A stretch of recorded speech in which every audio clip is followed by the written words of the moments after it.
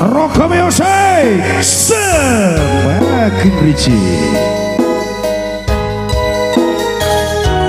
Ada Safira Pro, terima kasih banget.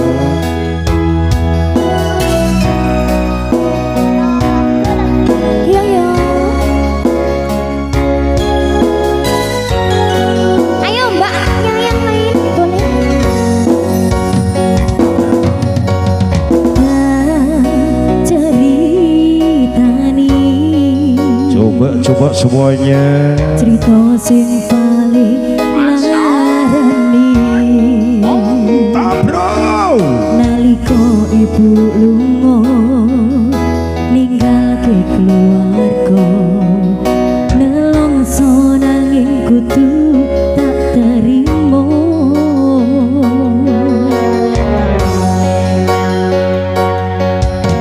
sing gawe tambah ayo Karang Taruna kita goyang bareng-bareng. Tuwa ono kaya ra ono ngendi kasih sayange sing kaya taliyane bapak ibu bingung dhewe dhewe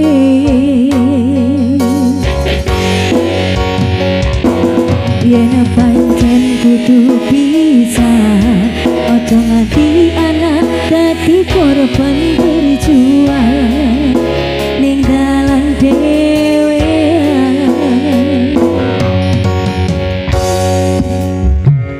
ora ono sing jaluk dilahirke nang keluarga sing kaya ngene tak tompo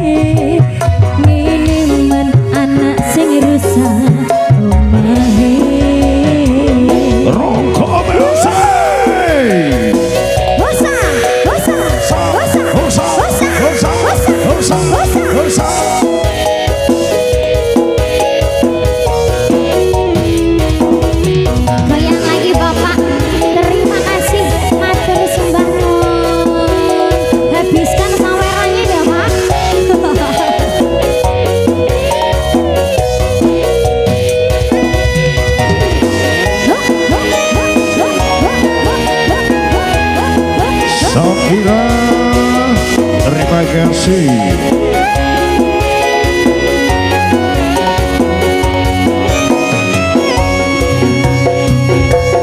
Yen pancen kudu